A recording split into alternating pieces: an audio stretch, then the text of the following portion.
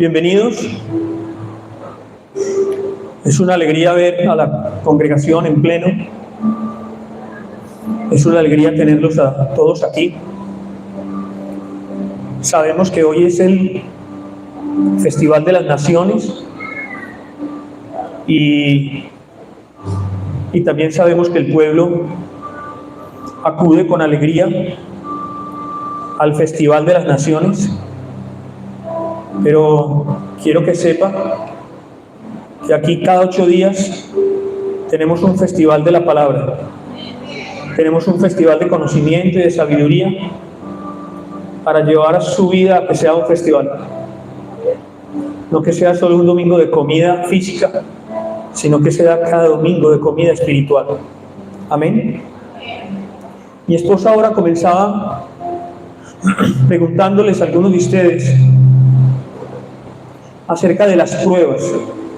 ¿Cuántos estaban pasando por momentos difíciles? ¿Cuántos estaban pasando por momentos complicados?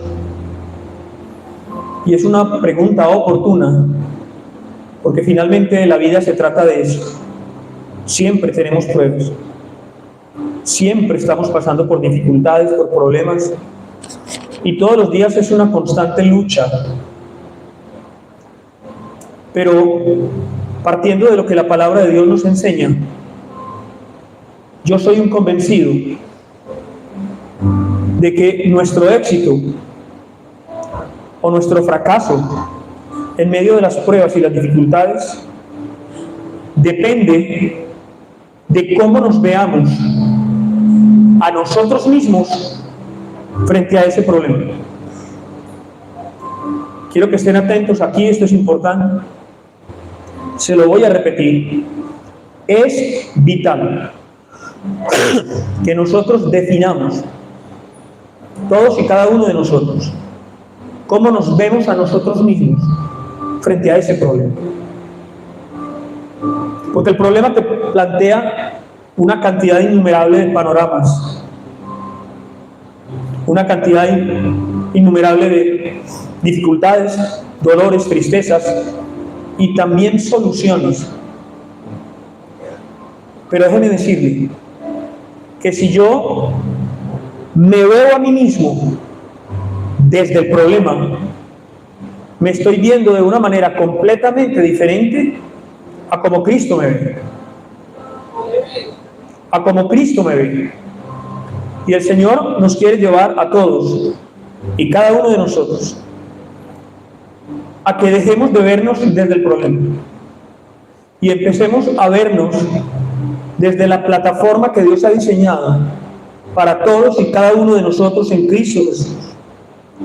Y nosotros a través de estos días, yo de alguna manera hace 8 días hice un paréntesis hablando de la predestinación, pero encaminado también a entender que dentro de la predestinación está todo el concurso de las pruebas para nuestra vida.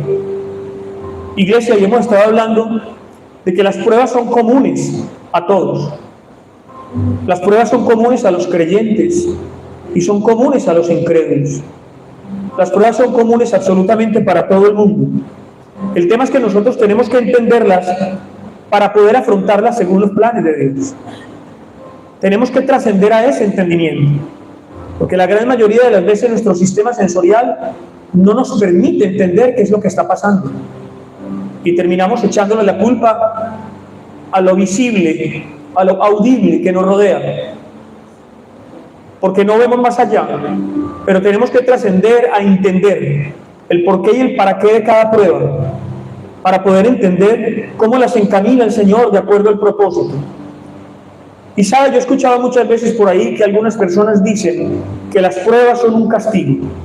¿Cuántos han escuchado eso? Es más, escuché mucha gente decir, ¿yo qué hice? ¿Qué habré hecho yo para que Dios me mandara semejante dolor? Ay, si escucho frases. ¿Qué habré hecho yo para merecer este castigo? ¿Por qué a mí? Pero déjenme decirles que las pruebas no vienen para humillarnos.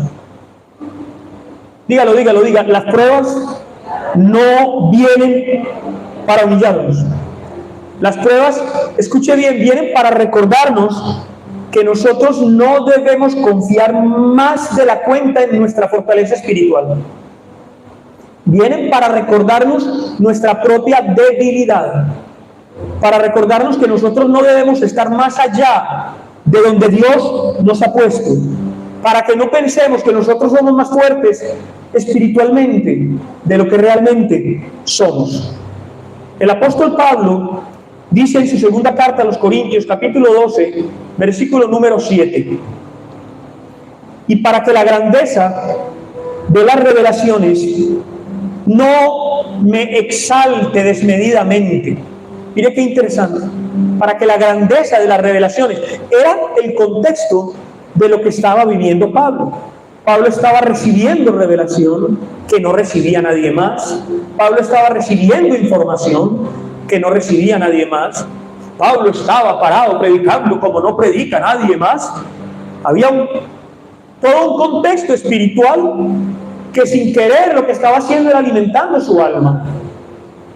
Una cosa es hablar del espíritu y otra cosa es hablar del alma. Lo que estaba haciendo era alimentando su sistema sensorial, su orgullo. Por eso él dice, y para que la grandeza de las revelaciones no me exaltase desmedidamente, me fue dado un aguijón en la carne. Diga conmigo, me fue dado una prueba, me fue enviado un problema, me fue asignada una dificultad, me fue dado un aguijón en la carne, un mensajero de Satanás. Uy, pastor, no diga eso.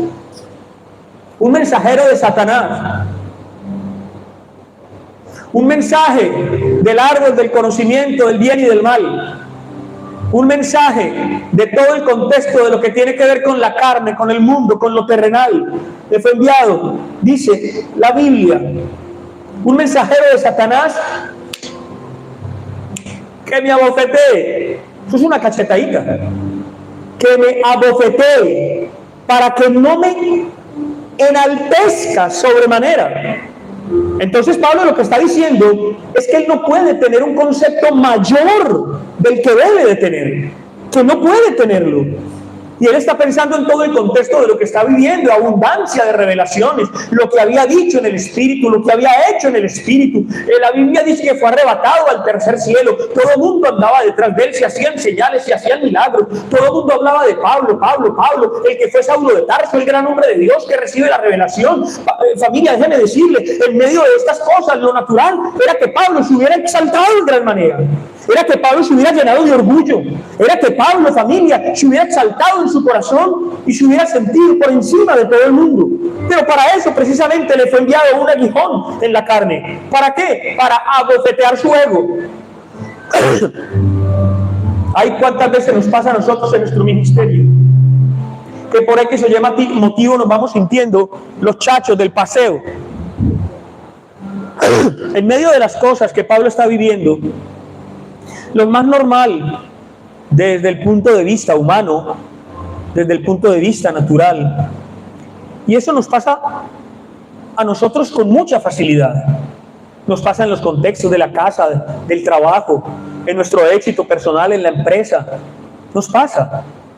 Se nos sube el ego tan fácil, se nos sube el orgullo tan fácil, cuando de pronto vamos sintiendo que todo marcha bien, que somos los chachos del paseo, que nos la sabemos toda, que predicamos mejor que cualquiera, que damos la palabra, que tocamos un instrumento mejor que cualquiera, que cantamos espectacular, y todo el mundo hace la venia cuando uno pasa, y de pronto nos vamos exaltando en nuestro propio orgullo. Pero dice Pablo, precisamente para eso el Señor me manda un aguijón en la carne, para que abofetee mi ego, para enseñarme que yo debo permanecer dependiendo de Dios, sin importar lo que esté pasando con mi vida. Ese aguijón en la carne precisamente tenía como objetivo enseñarme que yo debo permanecer dependiendo de Dios. Y algo muy importante, miren lo que pasa en este momento.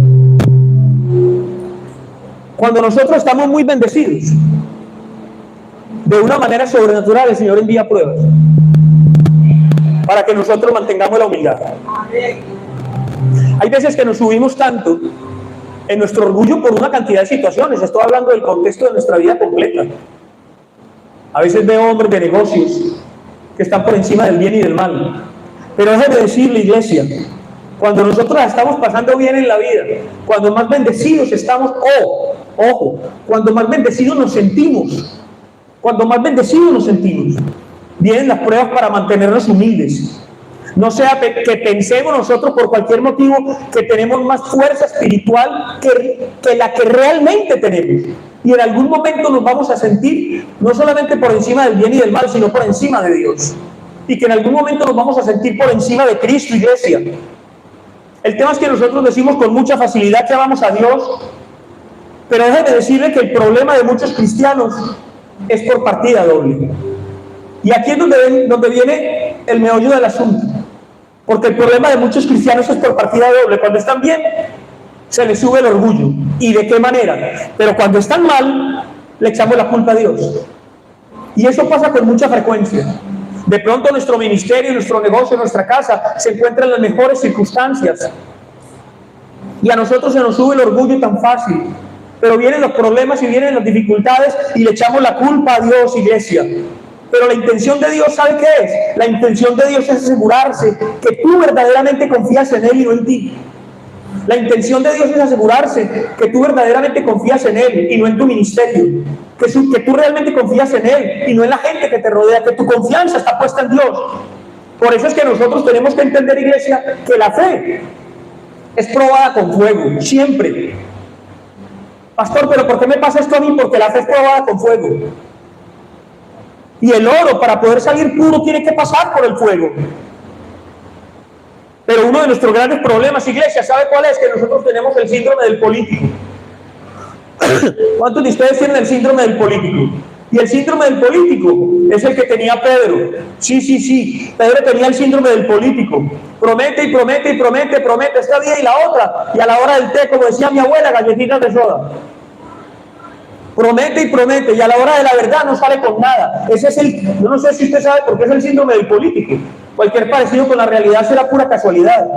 Pero Pedro, como muchos de los cristianos, tienen el síndrome del político. Pedro le dijo al Señor: Señor, dispuesto estoy a ir contigo, no solo a la cárcel, sino también a la... Miren las palabras de Pedro. Señor, dispuesto estoy contigo, no solo a ir a la cárcel, sino también a la muerte. Y el Señor, ¿qué le dice? Pedro, ay, Pedrito, te digo que el gallo no cantará hoy antes de que tú me niegues 3 veces. Porque el Señor lo tenía claro. Entonces el problema de muchos cristianos es que cuando están bien, cuando tienen trabajo, papeles, dinerito, estabilidad, salud, ahí con mucha facilidad se dice: Cristo contigo hasta la muerte. Pastor, cuente conmigo para las que sean. Yo no solamente voy a venir al Festival de las Naciones, sino que de aquí en adelante voy a ser fiel todos los domingos. Cuente con eso, pastor, que aquí estoy yo para lo que haga falta. Claro, sencillo, pero cuando las cosas se ponen mal, entonces le echamos la culpa a Dios y nos apartamos del propósito. Y escúcheme, y aunque tengamos una semilla, ahí es donde se aborta la semilla en medio del problema. Se aborta la semilla en medio de la dificultad. Abortamos la semilla en medio de las persecuciones, de los problemas económicos y aún de las tentaciones. Pero Dios dice: aquí, hoy, en generación de fe, hay una manada pequeña que es capaz de producir al 100 por 1, porque han entendido que todo es en Cristo, por Cristo y para Cristo. Que son capaces de permanecer en Dios, aún en medio de las más grandes dificultades. Por eso es que el Señor dice: hay de los hijos que se apartan. Escuche bien. Hay de los hijos que se apartan. Pero ojo, no está diciendo de los que se apartan del amor de Dios. Porque es que el tema es que usted se aparta, pero sigue diciendo que ama a Dios. Usted no vuelve por aquí, pero usted dice: no, pastor, pero yo estoy conectado, yo estoy en comunión. Usted no vuelve por aquí, pero está apartado del cuerpo. El Señor dice: hay de los hijos que se apartan, pero no de los que se apartan del amor, no. Está hablando de los que se apartan de la confianza en el poder de Dios en medio de nuestras dificultades. Escuche esto: de los que se apartan de la confianza que hemos tenido en el poder de Dios en los momentos difíciles. Por eso, iglesia, es que hay gente en la iglesia que mientras todo va bien, caminan perfectamente con Dios. caminan a la par con el Señor, pero cuando vienen los problemas, la confianza se desmorona, y ahí es donde comienzan a hacer cosas como las que hacían cuando estaban en el mundo. Yo sé de lo que estoy hablando. Yo sé de lo que estoy hablando. Gente consolidada. Pero ojo, tal vez no en un compromiso espiritual, sino en una denominación. Gente con tiempo, escuchando la palabra. Y cuando vienen los problemas, entonces empiezan a comportarse de la misma manera que cuando estaban en la carne. Por eso es que el Señor dice que algunos que se apartan de Él, es decir, aquellos que toman distancia, aquellos que se alejan, que se separan, que de alguna manera prescinden del amor, prescinden del poder, prescinden del favor de Dios y de la gloria de Dios. Pero déjame decirte que cuando tú te desprendes de Dios, quieras o no quieras, vas a unirte a otra cosa. Lo voy a repetir. Cuando tú te desprendes de la comunión constante, de la nutrición de la palabra, de la dinámica de recibir, de la dinámica de ser impartido, de la dinámica de ser nutrido, como cuando nuestro cuerpo necesita ser nutrido todos los días. Cuando tú te desprendes de eso, sin darte cuenta, te estás uniendo al otro. ¿Alguien entiende lo que estoy diciendo? Sin darte cuenta, te estás zafando de Dios y te estás desprendiendo de Dios, iglesia. Y ahí es cuando se entristece el corazón de Dios. Cuando en medio de los problemas, iglesia, nosotros en vez de confiar en el poder y el amor de Dios, comenzamos como locos a buscar soluciones en el mundo. Cuando en medio de los problemas, porque estamos desprendidos de lo que nutre, de lo que alimenta, y empezamos a buscar soluciones en la gente, y a pedir consejo allí, a pedir préstamos allí, y a volvernos como locos, buscando soluciones donde no las hay. Pero la Biblia dice, corre fuerte es el nombre del Señor, dice ella que a Él correrá el justo y será levantado. Es lo importante de nosotros permanecer en esta dinámica. Familia, cantidad de cristianos dicen vivir por fe. Y hablan diciendo que viven por fe, iglesia, pero cuando se ven en problemas acuden al mundo. ¿Cuántos dicen amén? Cantidad de cristianos que dicen vivir por fe. Discúlpeme, mentira. Porque al primer problema acuden a otras cosas, acuden al mundo, iglesia, como cuando no conocían a Dios. ¿Por qué? Porque no han desarrollado una óptica espiritual, porque no han desarrollado la óptica correcta, de acuerdo al Cristo que les habita. Y entonces en las pruebas, en los problemas y en las dificultades no ven ganancia.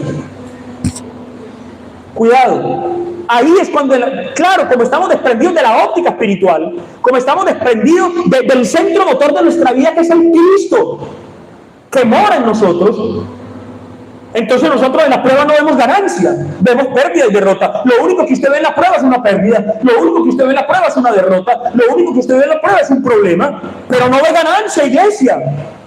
Y déjeme decirle, si nosotros no vemos ganancia en medio de la prueba es porque perdimos el examen. Y el que pierde un examen está condenado a repetirlo.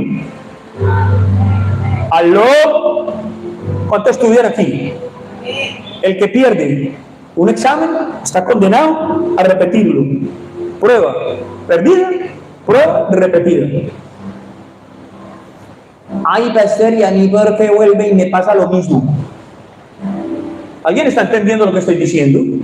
Prueba perdida, prueba repetida. Quien pierde un examen tiene que repetirlo. Muchos creyentes se preguntan, ¿por qué me pasa esto a mí otra vez? Si es que yo hace un mes fui a la iglesia. ¿Por qué me pasa a mí esto otra vez? ¿Por qué me pasa lo mismo? Porque no pasaste el examen que fue determinado para esa prueba. Porque no lo pasaste, iglesia. ¿Cuándo se hace un examen? El examen se le hace solamente a una persona que está viviendo un proceso de enseñanza. Punto. Usted no le va a hacer un examen a un señor que no está viviendo el curso, ¿o sí? Ni le va a hacer un examen de química al que está estudiando física. No, se le hace un examen al que está viviendo un proceso de aprendizaje. No se le hace un examen al que no lo está viviendo. Por lo tanto, el examen, cuidado con esto, el examen es directamente proporcional al proceso. Lo voy a repetir. El examen es directamente proporcional al proceso. ¿Qué quiere decir eso? Que si tú estás en Dios, la prueba viene de Dios.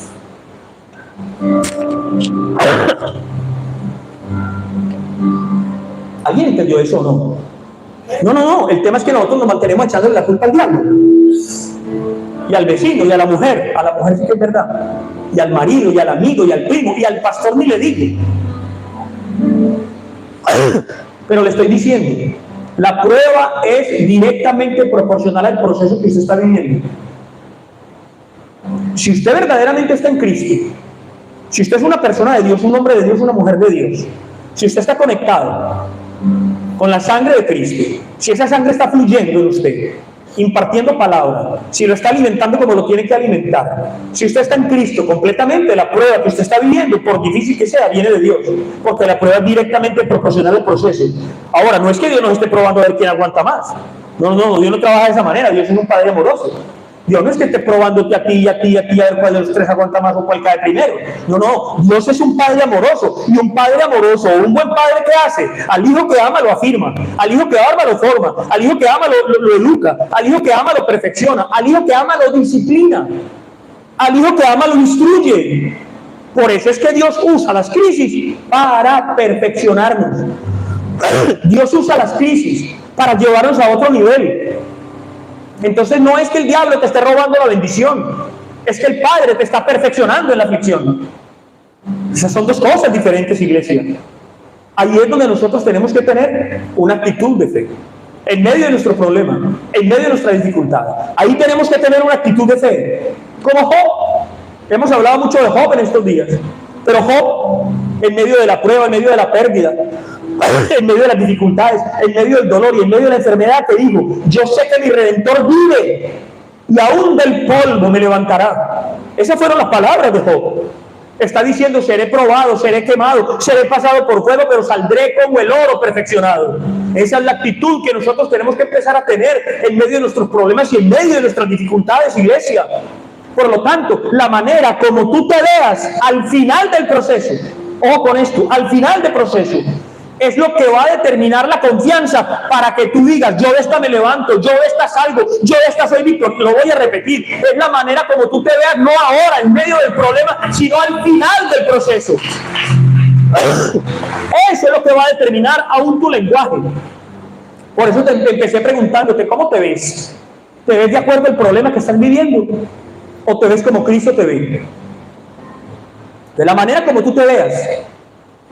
Es vital, iglesia. En medio del proceso tú no te tienes que ver de ese proceso, sino verte como Dios te ha diseñado. Entonces se trata de entender, se trata de creer en el poder de Dios, pero creer en el poder de Dios que actúa, diga conmigo, actúa. El poder de Dios que actúa en medio de nuestras dificultades. El poder de Dios que actúa en medio de nuestras pruebas. Porque, ojo, una cosa es el poder de Dios que está dentro de mí, y otra cosa es el poder que actúa. Diga, el poder de Dios que actúa en mí. Se lo voy a repetir.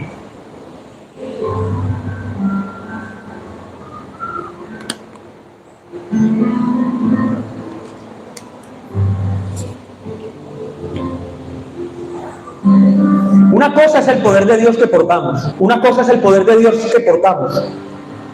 Y otra cosa es el poder de Dios que actúa. Y esto es clave que lo entendamos, iglesia. El poder de Dios está en nosotros, por el Cristo que nos habita. Y ese poder permanece. Pero otra cosa es el poder que actúa. El apóstol Pablo dice en Efesios capítulo 3, versículo 20, y a aquel que es poderoso para hacer todas las cosas, mucho más abundantemente de lo que pedimos y entendemos, según el poder que actúa, diga conmigo, actúa. Y ese poder que actúa en nosotros, déjeme decirle, se activa cuando ¿qué? Cuando lo que yo pienso, lo pienso de acuerdo a una convicción. Cuando lo que yo hablo, lo hablo de acuerdo a lo que creo realmente. Y cuando lo que yo hago, lo hago de acuerdo a lo que sé. Escuche bien esto. Estamos hablando del poder que actúa. Por lo tanto, ese poder se activa en nosotros, familia, cuando lo que yo pienso, cuando lo que yo hablo, cuando lo que yo hago, surge de una convicción de lo que creo y de lo que yo sé. Y esto es vital entenderlo, iglesia. No surge de un conocimiento teológico, no surge de un conocimiento psicológico, ni siquiera espiritual. No, surge de una plena convicción del poder de Dios que actúa en mí. Entonces, lo que yo hablo de Dios en medio de mis problemas o me debilita o me levanta. Hoy lo voy a repetir. Lo que yo hablo de Dios. ¿Qué es lo que tú hablas de Dios? ¿Por qué no te planteas por un momento qué es lo que tú hablas de Dios? ¿Cuáles son tus frases preferidas? ¿Cuál Dios? ¿Dónde está Dios? Dios no me oye. Dios no me escucha. Dios es un Dios lejano. Dios no me mira. ¿Cuántos dicen amén? Dios no se acuerda de mí. Dios no me ve sino los domingos cuando voy por allá. Mira lo que le estoy diciendo. Lo que yo hablo de Dios en medio de mis problemas me debilita o me levanta, me entierra o me glorifica. Oh familia. Por eso es que muchos cristianos, cuando están en problemas, les cambia la perspectiva. Piensan que Dios no los mira. Piensan que Dios los olvidó. Y algunos me dicen, pastor, es que yo no soporto ese silencio de Dios. Muchos cristianos entendidos, en medio de sus dificultades, les cambia la perspectiva de Dios y empiezan a confesar lo incorrecto. Dios no me ve, Dios no me mira, y otros dicen, pastor, Dios tiene un silencio que yo no lo soporto, que no lo aguanto, no escucho la voz de Dios, no me habla, Dios guarda silencio. ¿Sabe qué quiere decir eso? Que en ese silencio el Señor actúa, porque cuando Él está en silencio es porque Él está trabajando. Basta solamente esperar lo que Dios quiere hacer, porque cuando Él extiende, a veces nosotros cantamos y no sabemos lo que estamos cantando. En ese silencio de Dios, Dios está trabajando para bendecirte. Dios está trabajando para levantarte. Dios está trabajando para glorificar tu vida, para glorificarse en medio de tus problemas. Ay, familia. ¿Quién ve las cosas desde esta perspectiva no está entendiendo cuál es la dinámica de funcionamiento del Espíritu Iglesia? Pero déjame decirle, el hecho de que te sientas débil no quiere decir que no hay poder. El hecho de que te sientas triste, el hecho de que te sientas solo, el hecho de que te duela el cuerpo, no quiere decir que no hay poder. Escuche bien, iglesia, el poder de Dios siempre actúa. El poder de Dios está actuando. La Biblia dice, escuche bien, la Biblia dice que Abraham ofreció a su hijo en sacrificio. ¿Cuántos sabían eso? Digan amén los que sabían eso. Abraham ofreció a su hijo en sacrificio a Isaac. Pero mientras lo ofreció en sacrificio, estaba diciendo, iglesia, que Dios es poderoso. ¿Alguien entendió esto? ¿Entendió o no? No, usted no lo entendió. Se lo voy a repetir. Abraham estaba matando a su propio hijo. A ver si lo vamos entendiendo. Le estoy diciendo que Abraham le iba a pegar 4 puñaladas a Isaac, su hijito hermoso. Estaba matando a su propio hijo y no estaba pensando que Dios lo había abandonado. ¿Aló, familia? Él estaba pensando que Dios es poderoso. Y espéreme, déjeme decirle, no es fácil pensar que Dios es poderoso cuando me está diciendo que mate a Josías. No es fácil pensar que Dios es bueno cuando me está diciendo que sacrifique a mi propio hijo. No, si el Señor me dice a mí que sacrifique a mi propio hijo, ¿qué va a venir? ¿Qué va a venir a mi espíritu? ¿Qué va a venir a mi alma? Rabia, rencor, dolor, iglesia, perturbaciones del corazón, emociones negativas, iglesia, pensamientos horribles, quejámonos, vamos a culpar, vamos a gritar, ¿por qué, Señor? ¿Qué pasa? ¿O no? Pero Abraham, mientras iba a matar a su hijo, estaba pensando que Dios es poderoso para resucitar a los muertos. Oh, no, usted no me está entendiendo. Lo que le estoy diciendo es que lo que yo piense de Dios en la prueba, ¿me aprueba o me desaprueba? No, sí, claro, fantástico. Abraham estaba matando al hijo y estaba pensando que Dios es poderoso.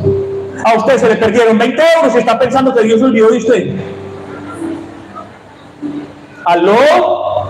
Pero es que esa es la vida del cristiano contemporáneo. ¿Por qué? Porque no entendemos que el poder de Dios actúa para sacar de lo malo lo bueno. Porque no entendemos que Dios actúa y que en medio de nuestras pruebas siempre vamos a ver la bendición, y que en medio de problemas que parecen imposibles siempre va a estar Dios para levantarnos, y que en medio de los engaños, que en medio de las mentiras, que en medio de la enfermedad, que en medio de lo que quiera, siempre va a estar Dios para sacar la cara por su pueblo. Por lo tanto, lo que aparentemente mis enemigos han fraguado para mal, Dios lo encamina para bien. Siempre. Lo que aparentemente el mundo ha fraguado para acabar con tu vida, para maltratarte, para humillarte, Dios siempre lo va a convertir en bendición. En estos días, en una de mis reflexiones en YouTube, aprovecho para hacerle publicidad, visítela. Necesito visitas, no tengo tantas como gente que hay aquí. Así que vaya a YouTube y escuche la reflexión de 5 minutos. Pero hablaba yo de la vida de José. ¿Y usted se acuerda de la vida de José? A José los hermanos que lo envidiaron, lo odiaron, lo vendieron como esclavo. Pero todo era plan de Dios. ¿Cómo puede ser posible que José lo entienda en medio de la prueba? Y aquí es donde está la clave del asunto. Es entenderlo en medio de la prueba. Ya después, ¿para qué? Después es muy fácil. Ay, ya cuando me operaron y me aliviaron, pues normal. No, yo tengo tos, pero estoy aquí parado predicando. Yo no voy a esperar a que me quite. Si a usted le molesta la tos, pues le pido disculpas. Pero yo echo para adelante. Y aquí es donde está el tema. A José lo odiaron los hermanos, lo envidiaron, lo metieron en una cisterna, iglesia. Pero todo era plan de Dios. Pero la pregunta es ¿para qué? Para que el producto final fuera exactamente igual a lo que Dios le mostró al principio. Escuche bien esto, iglesia. ¿Por qué? Porque Dios no comienza nada si primero no lo ha terminado. Porque Dios no te suelta una palabra si ya Él no lo tiene diseñado, establecido y declarado. Oh, escúcheme lo que le voy diciendo, iglesia. Por lo tanto, ¿cuál era el producto final entonces? Hablando de José, era la visión que Dios le dio. ¿Y cuál fue la visión que Dios le dio a José? Dios le dio un sueño. Dice la Biblia que soñó que el sol, la luna y 11 estrellas se inclinaban delante de él. Ay, qué casualidad que tenía 11 hermanos. Y él soñó que el sol, la luna y 11 estrellas se inclinaban delante de él. Claro, cuando él contó ese sueño, hasta el papá se le pararon los pelos. ¿Este tío de qué va? Pero ese fue el sueño, iglesia. ¿Y ese sueño qué era? El cuadro final. Escuche bien, ¿cómo se viste? ¿Se ve según la prueba que está viviendo o según lo que Dios le ha dicho? Ese sueño era el cuadro final que Dios tenía para José. Y escuche, pasaron 17 años. Él tenía 17 años cuando este sueño vino. Y a los 17 años ya había visto el producto final. A los 17 años. Yo no sé si usted me está entendiendo. Pero un día Dios nos habló a nosotros dos. Y nos dijo, irán a Europa. Y profetizarán y predicarán mi palabra. Y trabajarán con prostitutas, con narcotraficantes, con ladrones. Trabajarán con gente que lo necesita. Y conocerán las naciones. Cuando Dios nos dijo eso, mi esposa y yo no éramos esposos, no éramos novios, no éramos amigos, no nos conocíamos. A ella se lo dijo por un lado y a mí me lo dijo por otro. Pero nos mostró el mismo sueño: el sol, la luna y un montón de estrellas inclinándose. Igual que a José. ¿Y qué pasó, familia? La visión de José, rara, fantástica, una visión extraña, pero clara, pero concisa. Era una visión rara, pero clara, iglesia. Y cuando sus hermanos lo venden como esclavo, cuando lo tiran a una cisterna y después lo meten a la cárcel, ¿qué dijo José? Esto no fue lo que Dios me mostró. Yo lo estoy viviendo, yo lo estoy pasando, pero esto no fue lo que Dios me mostró. Oh, y entre la fecha inicial y lo final pasaron 13 años. 13 años de dolor, 13 años de sufrimiento. Y usted lleva 2 meses de prueba y no, sino quejarse y renegar. ¿Aló? Claro. Pasaron 13 años. Y 13 años de dolor. Y 13 años de esclavitud. Y 13 años de sufrimiento. Pero usted lleva 2 años de estarse peleando con su marido y usted no aguanta las ganas de quejarse, de señalar, de culparse, de justificarse con su esposa, con sus hermanos, con sus amigos, con sus socios. con sus condiscípulos, con sus coministros. Oh, iglesia, déjeme decirle que José tuvo 13 años de sufrimiento, vendido como esclavo, metido en una cisterna, metido en una cárcel. La pregunta mía es, ¿cómo se puede sentir uno en una situación de esas? ¿Cómo se puede sentir si usted llevara 13 años de esclavo, metido en una cisterna, metido en una cárcel? ¿Sabe qué estaría diciendo usted?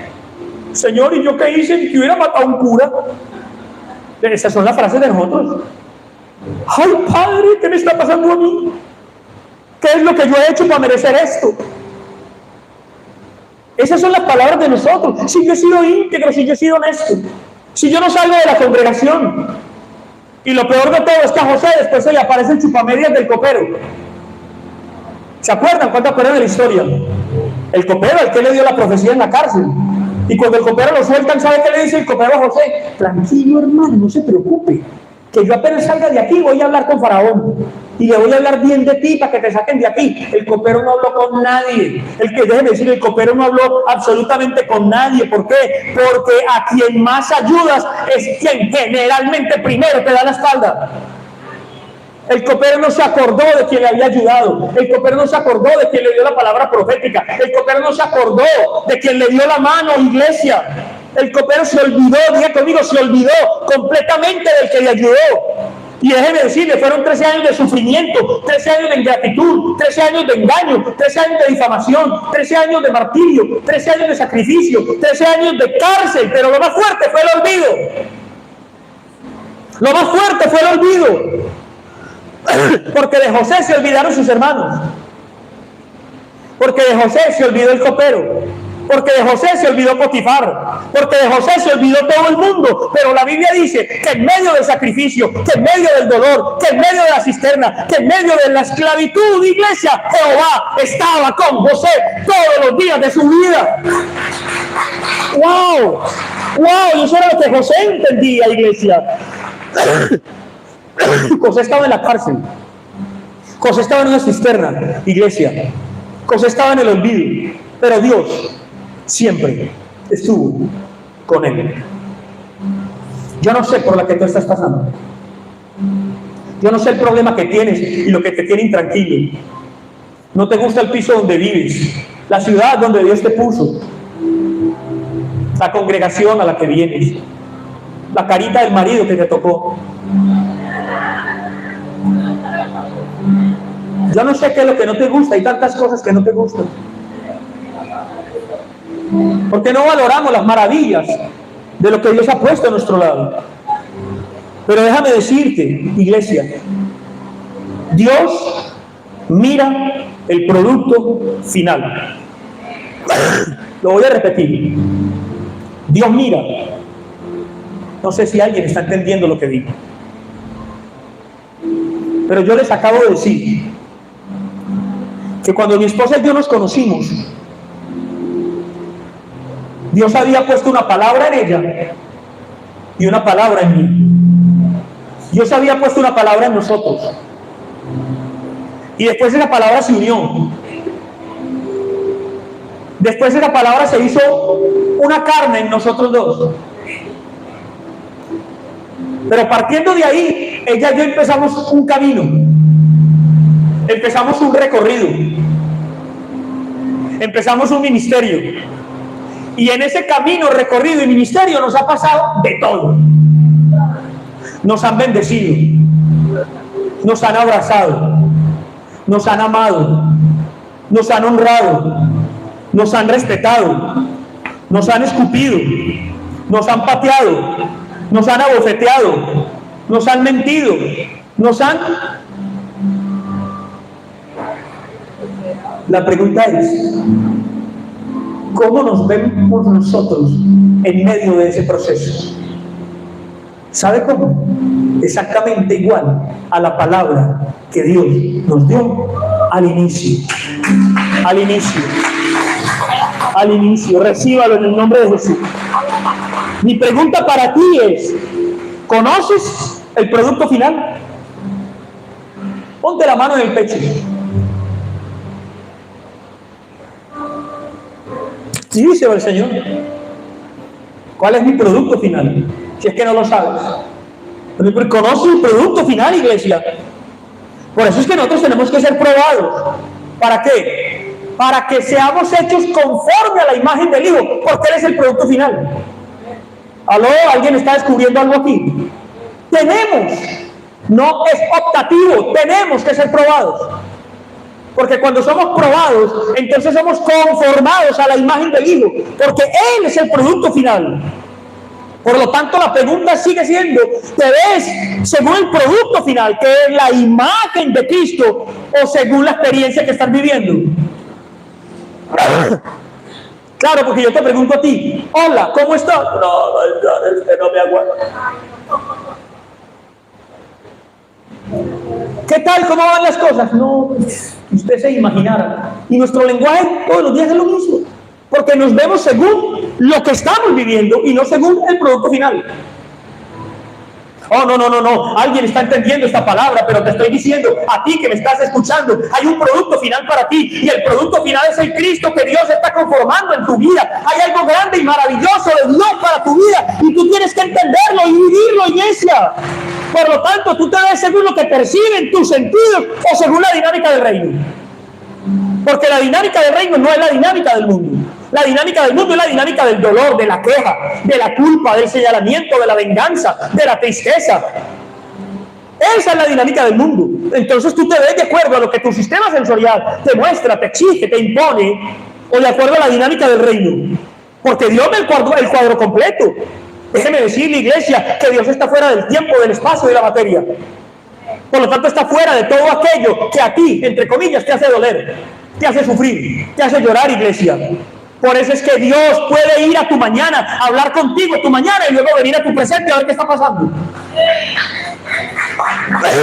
¿Aló, familia? Dios puede ir a tu mañana, mirar tu mañana y luego venir aquí a ver cómo estás viviendo tu proceso. O lo estás viviendo en ti, o lo estás viviendo en Cristo. O te estás viendo según el dolor que estás sufriendo, o te estás viendo según el Cristo que está siendo conformado en ti, iglesia. ¿Por qué? Porque Dios, iglesia, vive en eterno presente. Es el dueño del pasado, del presente y del futuro. Y cuando nosotros entendemos la dinámica de Dios, todo lo que vivimos hoy, simplemente recorrido y experiencia para poder disfrutar la victoria que ya Cristo ganó para nosotros en la cruz del Calvario.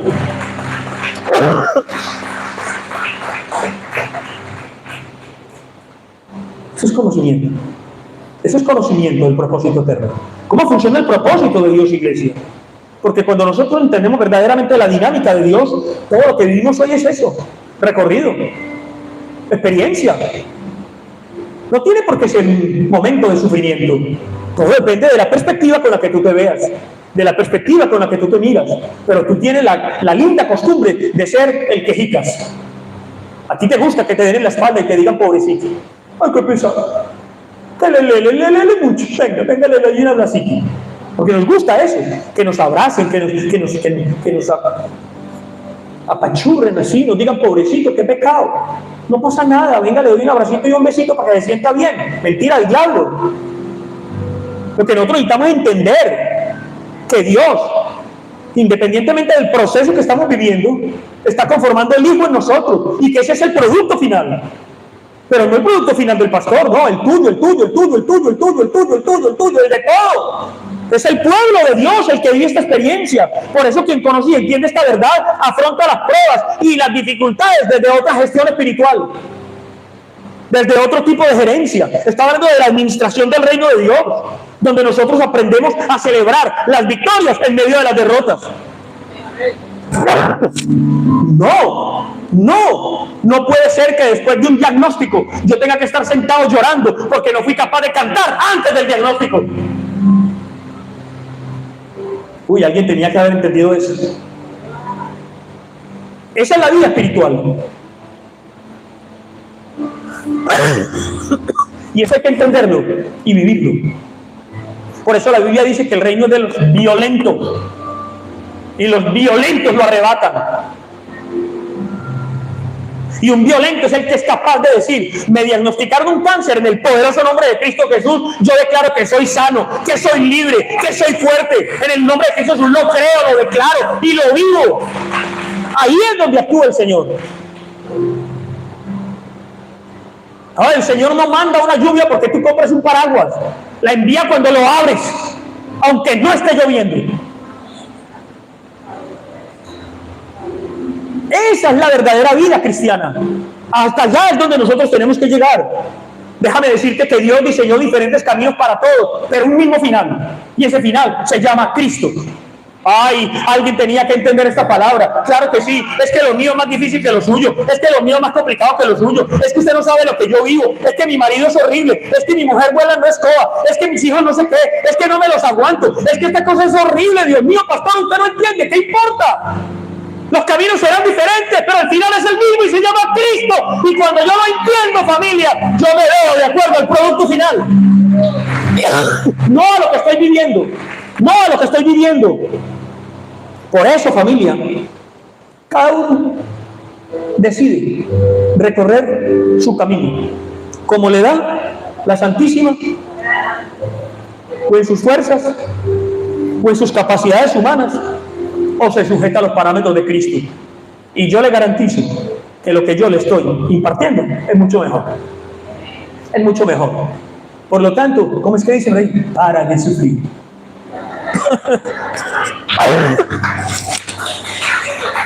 Pare de sufrir, deje la bobada, tanta lloradera. Es hora de levantarnos como gobernantes del reino. Muy templado lo que estoy viviendo. Ay, mientras más grande el toro, mientras más cuernos tenga, mientras más fuerza haga, mientras más le pise la arena, más bonita va a ser la corrida. ¿Cuál es el problema? Que salga el toro del tamaño que quiera. Y aquí tengo yo un capote manchado con la sangre de Cristo para que le den el toro que le dé la gana. ¿Cuál es el problema, familia? Entonces, ¿dónde está la cosa? Pues en nuestras capacidades humanas o de acuerdo a los parámetros de Cristo. Porque si tú te miras verdaderamente, escúchame bien, verdaderamente, según el producto final, la prueba que tú estás pasando sabe que eso no es tu final. Mire, lo que le estoy diciendo es el arte de gobernar sobre mi vida. Usted puede tener el problema que sea, de salud, económico, matrimonial, psicológico, moral, amoroso, político, religioso, lo que yo que sé, no importa. El problema que quiera, por bravo que sea. Pero usted, en su convicción espiritual, en su conocimiento, usted tiene la plena convicción de que su final es Cristo. Esa prueba tiene problemas. No es usted, es la prueba. Ese problema tiene problemas. Ese problema sabe que él no es su final, que su final es Cristo. Y ese problema va a empezar a decir: yo con este estoy perdiendo el tiempo. ¿Aló? ¿Usted se imagina su problema hablando? Póngalo a hablar. Póngalo a hablar. ¿Por qué su problema se burla de usted? Sí, su problema se burla de usted. Toda la vida sus problemas se han burlado de usted. Porque su problema sabe lo que yo estoy predicando. Estoy hablando de un contexto espiritual. Pues que usted cree que el árbol del conocimiento del bien y del mal no conoce los secretos del árbol de la vida. ¡Ay! Su problema sabe todo lo que usted está viviendo y se burla de usted. Pero se burla de usted por su ignorancia. Porque sabe que usted está atado a ese problema y no ha aprendido a verse según el producto final. Y no ha aprendido a verse según el Cristo que está siendo conformado en usted.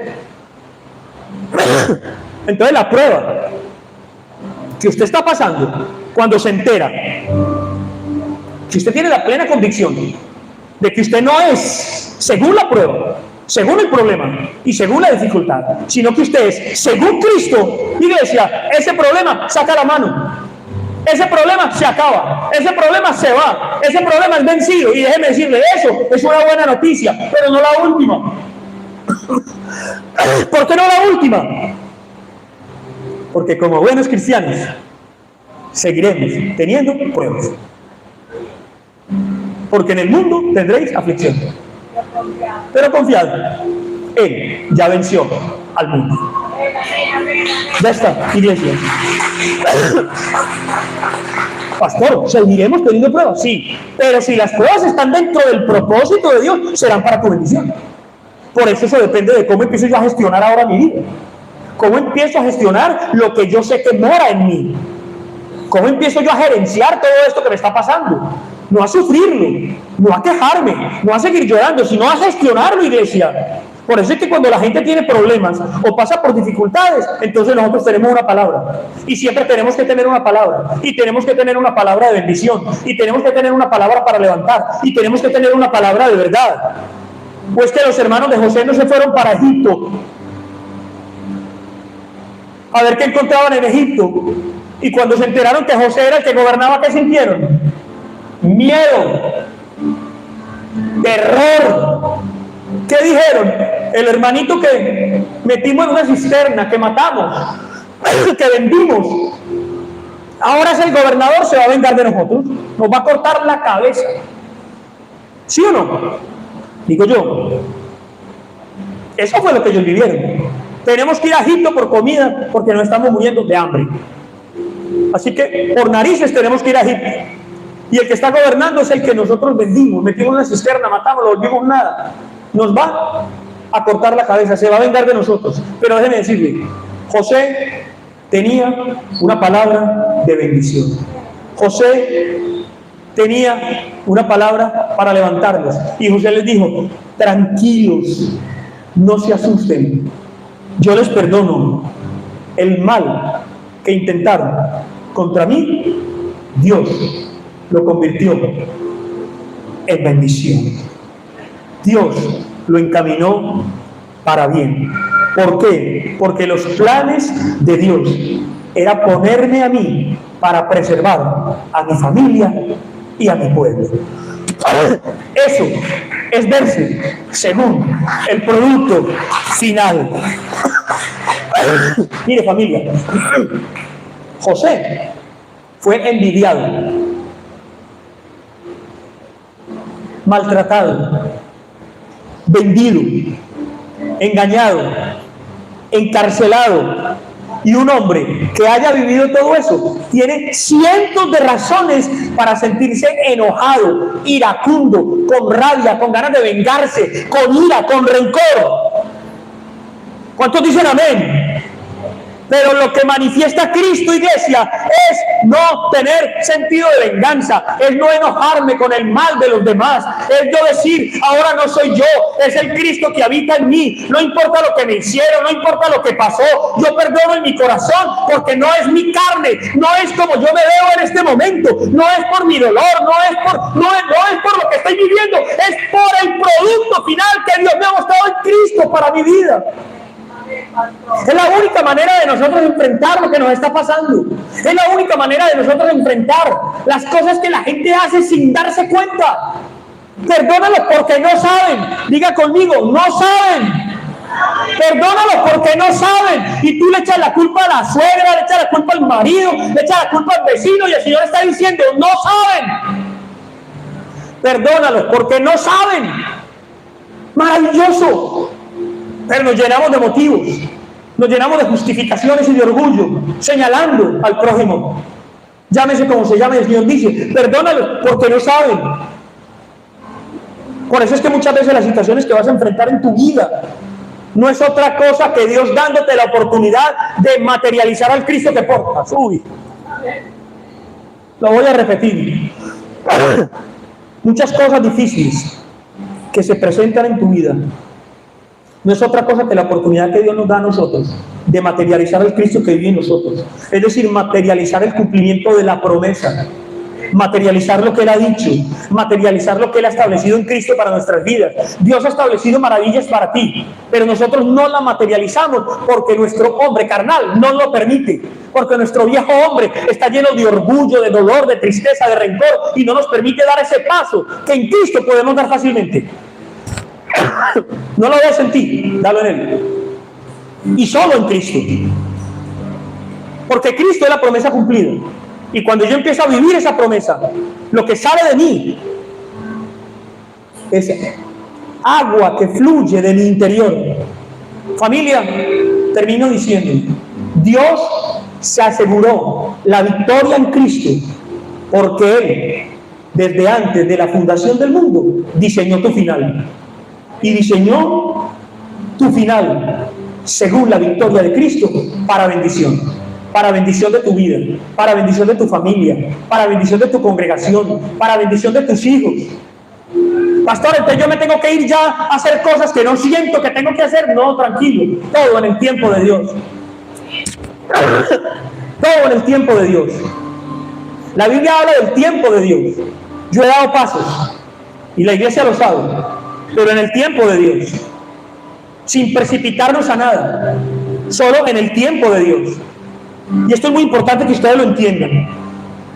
Pero Dios necesita que confíes en Él. No confías en ti, confía en el Señor. No confías en tus fuerzas, confía en el Señor. Porque déjame decirle, el plan de Dios contigo ha sido diseñado desde antes de la fundación del mundo, y absolutamente ninguna circunstancia lo va a poder frustrar. Ninguna. No importa lo que pase, el plan de Dios es eterno. Se frenará, habrán paréntesis, pero todo depende de tu gestión. No depende de Él. Él ya lo diseñó, Él ya lo estableció. Todo depende de nuestra gestión. ¿Cómo lo vamos a manejar? ¿Cómo lo vamos a administrar? ¿Cómo vamos a dejar a nosotros que ese Cristo que mora en nuestro espíritu fluya de una manera real, para nosotros poder ser testimonio real de lo que predicamos, de lo que hablamos aquí? Así de simple, así de claro. Yo quiero llevar a la iglesia hoy de una manera especial, y quiero pedir el favor que cierre sus ojos un momento. Ya termino. Vamos a tener un momento de comunión con el Espíritu de Dios. Cierre sus ojos ahí donde está y dígale al Señor, usted ahí solito, como tiene todo el mundo los ojos cerrados, nadie lo está mirando, así que puede hablar tranquilo. Dígale al Señor ahí donde está, Señor, yo sé que tú has diseñado algo grande para mi vida. No es en vano que yo escuche tu palabra. No es en vano que la verdad de Cristo venga a mí, para yo ser conformado todos los días a la imagen del Hijo. Y hoy entiendo, Señor, que como le diste una visión a los pastores, como le diste una visión a José, como le diste una visión a Abraham, a Moisés y a los grandes hombres de la Biblia, como le diste una visión a Pablo, también has entregado una visión en mi espíritu. Y déjame decirte, Señor, que yo hoy declaro que me veo, no según el problema que estoy viviendo, no me veo según mi falta de documentos, mi falta de trabajo, no me veo según mi enfermedad, no me veo según las dificultades que paso económicas, ni mi situación legal. Yo no me veo según el trato que recibo de algunas personas que creo que no lo merezco, pero no me veo así, Señor. Yo hoy, en el nombre de Cristo Jesús, me veo según el producto final. Y el producto final es tu Hijo Jesucristo siendo formado en mi vida. Oh Señor, yo declaro que el carácter de Cristo está creciendo en mí. Me ha costado, sí, Padre, me ha costado. Pero hoy crucifico el viejo hombre. Eso es una decisión personal. Dígale, Señor, crucifico el viejo hombre. Hoy, Señor, yo rechazo, renuncio a todo orgullo, a todo dolor, a toda queja. Señor, yo como José no he sido tirado en una cisterna, no he sido vendido como esclavo, no he sido humillado en la casa de Potifar. Pero Padre, he vivido cosas que me han dolido tanto. ¿Por qué no le dices, Señor, me he sentido solo, me he sentido sola, me he sentido abandonado, tal vez me he sentido ultrajado, humillado, violado, he pensado en el suicidio, he pensado en dejar de existir? ¿Por qué no le dices, Señor, perdóname, porque no me he visto según el producto final?